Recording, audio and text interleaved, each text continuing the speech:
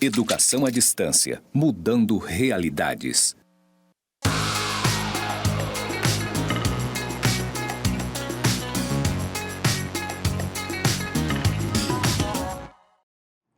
Saudações, pessoas! Sejam bem-vindos aos cursos do Instituto Federal de Educação, Ciência e Tecnologia de Rondônia, o IFRO, Campus Porto Velho, Zona Norte. Você está na licenciatura em Pedagogia EAD e eu sou a professora Anabela Barbosa. Juntinhos estamos na jornada de legislação educacional na trilha Normas. Nesse episódio, autorização de funcionamento. Que norma é essa? Para que serve? Onde que eu encontro essa norma? O que ela normatiza? Quer saber? Então vem comigo. Bom, para começar esse episódio, a gente não poderia começar sem ele, claro, né? Uma citação do Paulo Freire, ele que é uma referência na educação, e eu vou começar justamente por aqui. Lá pelas tantas, em Pedagogia da Autonomia, Paulo Freire vai escrever assim: o professor tem o dever de dar suas aulas, de realizar sua tarefa docente. Para isso, precisa de condições favoráveis, higiênicas, espaciais, estéticas, sem as quais se move menos eficazmente no espaço pedagógico. Às vezes, as condições são de tal maneira perversas que nem se move. O desrespeito a este espaço é uma ofensa aos educandos, aos educadores e à prática pedagógica. Bom, falando aí de espaço pedagógico, falando, né, com essa citação aí, esperançados por Paulo Freire, a gente inicia o episódio com a minha audiodescrição. Eu sou uma mulher parda, de cabelos pretos, estão de Maria Chiquinha hoje. Estou trajando uma blusa bordô, uma blusa de manga comprida, fazer igual mineiro, uma blusa de frio, de bordô, com as mangas bordadas e uma calça jeans. E ao fundo estão a plotagem dos estúdios em tom branco com conectores cinza. E o meu sinal para a comunidade Libras é Anabela. Nesse episódio, autorização de funcionamento. Você já viu uma? Você sabe o que é? Você sabe como funciona? O que quer dizer norma de autorização de funcionamento? Muitas pessoas que trabalham na escola, muitas pessoas mesmo, assim com a recorrência grande, não sabem que a escola precisa de uma autorização de funcionamento. Pois é, a autorização de funcionamento é o documento inicial de uma instituição. É ela que autoriza a instituição de ensino a iniciar as suas atividades. Professora, mas e o projeto político-pedagógico? Então, são normas diferentes. O projeto político-pedagógico é a identidade, é a alma da escola. A autorização de funcionamento é um procedimento legal, um procedimento que determina que a escola pode funcionar. E para ela poder funcionar, olha que casamento que a gente tem com a fala do Paulo Freire, ela precisa ter condições adequadas para iniciar o funcionamento. Não é assim da cabeça, né? Opa, vamos colocar uma escola aqui? Pronto, coloquei 4 paredes e uma porta e a gente pode começar. Não é bem assim. Existe um certo protocolo que tem que ser observado para essa escola, de fato, iniciar as suas atividades. Vamos acompanhar. Então, na nossa trilha de normas, a gente vai ver a autorização de funcionamento. E o que é a autorização de funcionamento? Onde que ela encontra amparo legal? Ela está em vários artigos da LDB, então o artigo 9º, que vai falar sobre as incumbências da União, o artigo 10, que vai falar das incumbências dos estados, e o artigo 11, que vai falar das incumbências dos municípios, vão trazer esse tema. No artigo 10, vai dizer assim, inciso 4, cabe aos artigo 10, os estados incumbir-se-ão de, inciso 4, autorizar, reconhecer, credenciar, supervisionar e avaliar respectivamente, os cursos das instituições de educação superior e os estabelecimentos do seu sistema de ensino. Portanto, cabe à rede estadual e, lógico, por equivalência, à rede municipal autorizar as suas instituições de ensino e, evidentemente, a União autorizar as instituições de ensino da rede federal.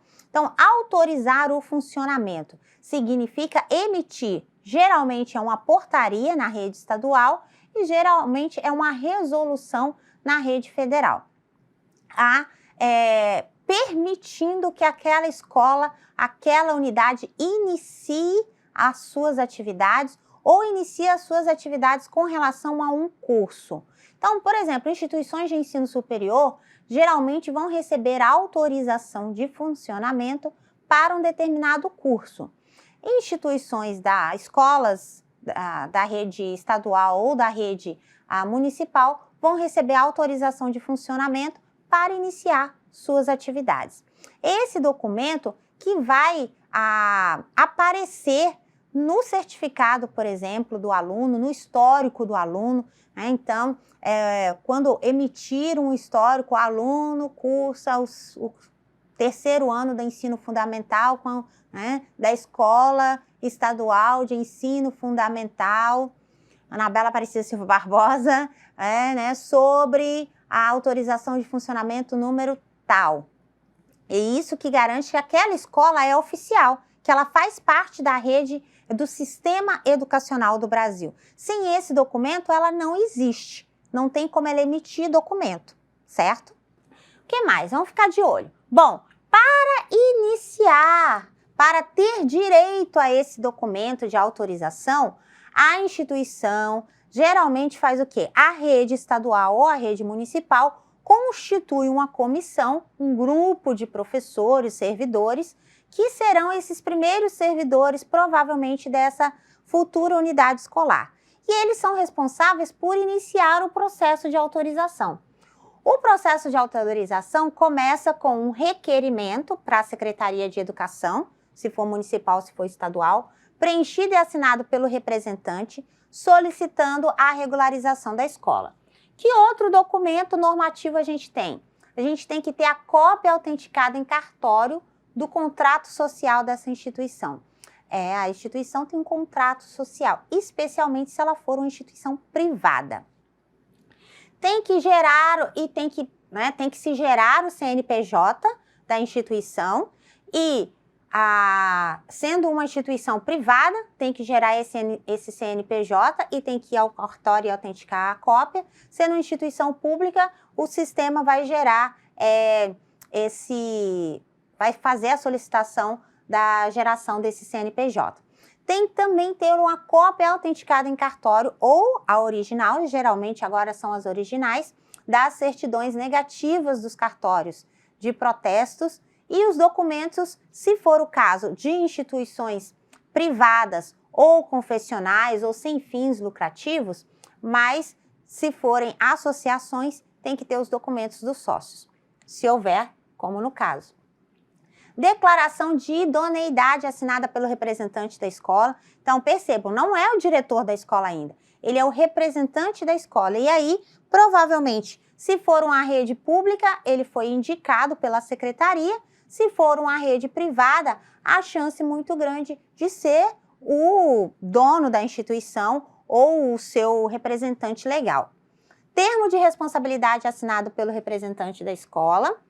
Escritura do imóvel ou comprovação de aluguel sob contrato referente ao imóvel onde a escola será instalada.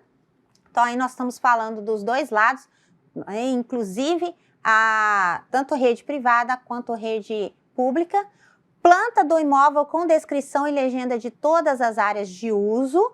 Olha lá as instalações que o Paulo Freire comentou.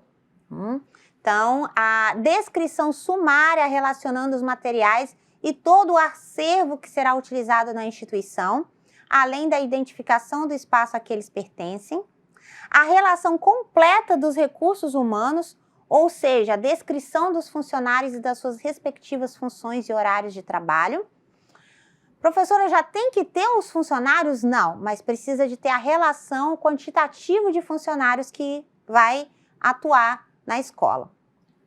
O plano completo para a capacitação contínua do quadro de funcionários? Sim, precisa disso, sim, precisa. Declaração de capacidade total da escola, então quantas vagas essa escola vai oferecer, aí levando em conta medidas mínimas, geralmente essas medidas são estipuladas pela secretaria, o projeto político-pedagógico e o regimento escolar. Esses dois últimos são aquelas construções coletivas, observando que em algumas situações esse projeto político-pedagógico, professora, mas como que vai ser um projeto político-pedagógico com participação da comunidade se a escola ainda não está funcionando? Bom, nesses casos, o que acontece? Geralmente a Secretaria de Estado da Educação ou a Secretaria Municipal de Educação, como eu falei, ela define uma comissão e essa comissão faz um pré-projeto. Então precisa existir esse projeto. E aí, geralmente, quando sai a autorização de funcionamento e a escola, de fato, inicia as suas atividades, esse projeto é levado à comunidade para ele ser reconstruído. Ou o contrário, às vezes a escola inicia, o que a gente fala de regularização, às vezes a escola inicia as atividades, ela não tem autorização de funcionamento, ela já tem tipo um nome social, né? Escola Flor do Campo, e aí ela começa a funcionar, já tem os alunos, já atende a comunidade, mas ela ainda não recebeu esse documento de autorização.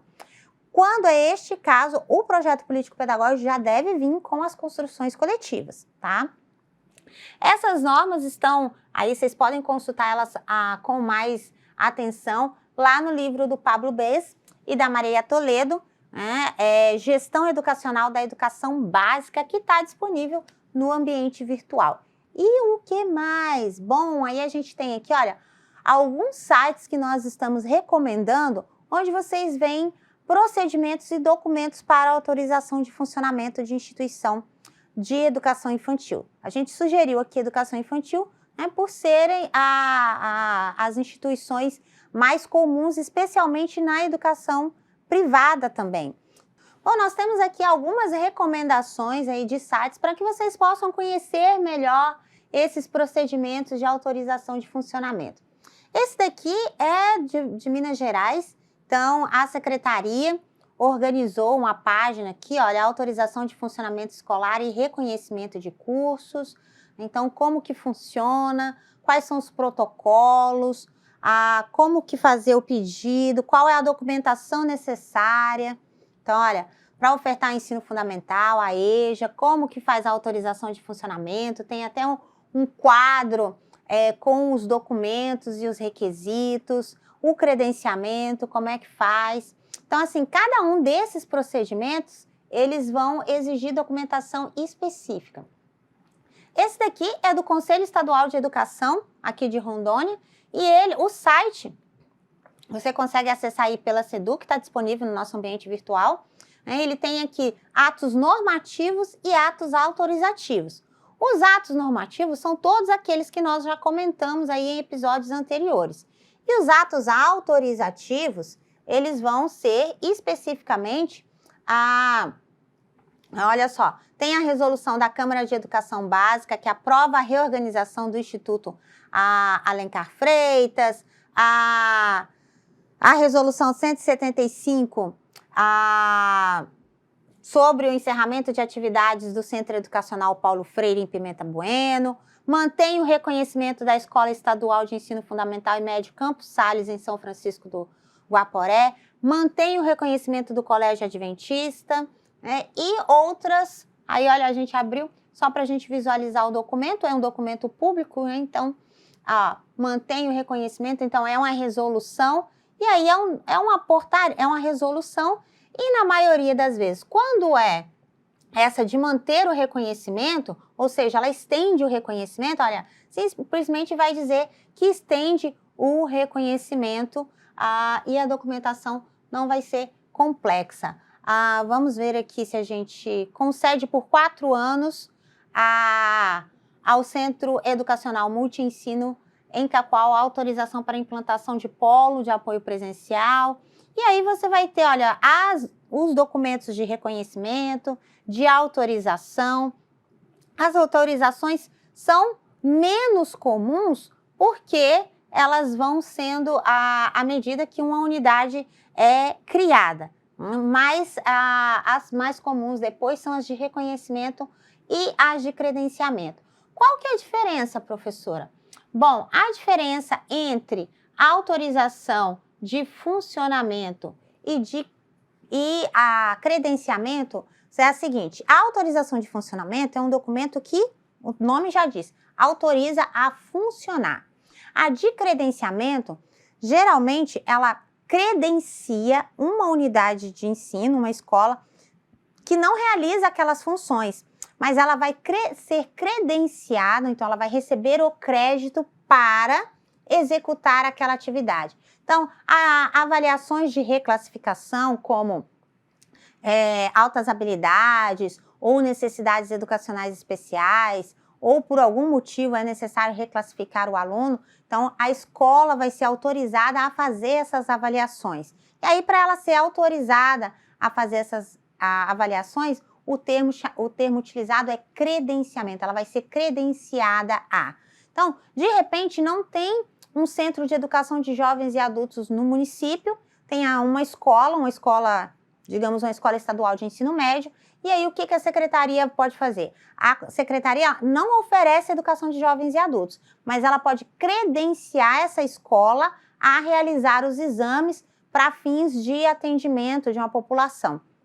Então, ela não vai ter o centro, mas ela pode estar credenciada a realizar os exames. E o reconhecimento é tipo o top da galáxia dos documentos, né? Significa que se reconhece a instituição com oferta de educação naqueles níveis ou naquelas etapas que ela solicitou o funcionamento. Então, aí ela é reconhecida e, como reconhecida, é a titulação máxima de uma instituição, né, para a rede. É o mesmo que quando você faz um curso superior e você procura uma instituição de ensino, não que ela tenha apenas autorização para funcionar, mas que o curso seja reconhecido no Ministério da Educação. E assim também é o reconhecimento para a rede estadual e rede municipal. A escola é reconhecida, ou seja, ela atende todos os elementos necessários de uma escola de qualidade. Ela tem projeto político-pedagógico, a infraestrutura física é adequada, é boa, é iluminada, é condicionada, é sinalizada, ela tem um quadro de funcionários que atende ao quantitativo de alunos que a escola possui. Então, se a escola tem 1.000 alunos, ela tem um quadro de servidores para isso, ela tem recursos financeiros que gerem, ela tem uma proposta pedagógica sólida, consistente. Então, isso torna a escola reconhecida. Reconhecimento é que ela atende aos padrões de qualidade. Credenciamento é quando ela recebe a permissão legal para realizar um procedimento dentro das possibilidades da educação. E autorizada é quando ela recebe o documento para iniciar as suas atividades e ela passa a existir legal e normativamente. Então, é como se fosse o documento de identidade dela, né? Olha aqui, ó, o meu número de identidade é esse. É o que está na portaria de autorização ou na resolução de autorização, certo? Por último, mas não menos importante, vamos ver as nossas recomendações de leitura. Gestão Educacional da Educação Básica, da Maria Helena, da Nice, organizado pelo Pablo Bes. A gente tem também Gestão de Documentos e Registro Escolar, organizado por esses autores também. Eles vão tratar de toda a documentação de uma escola. E essas recomendações estão na biblioteca escolar.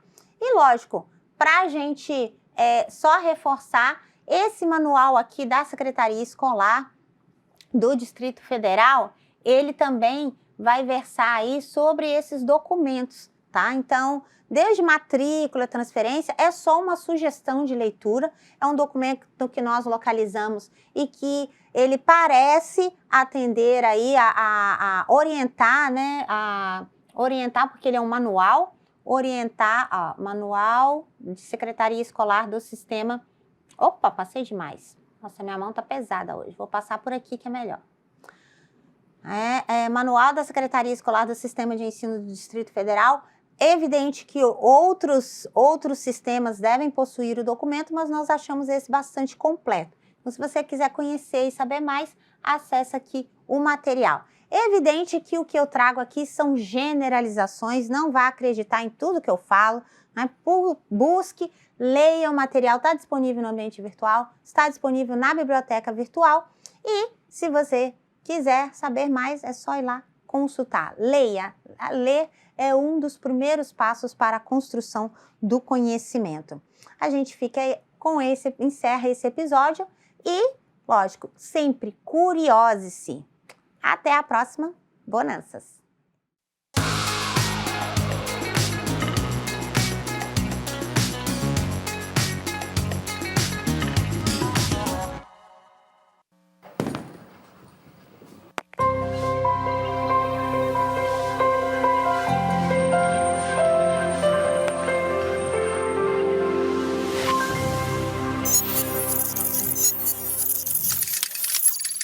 Educação à distância, mudando realidades.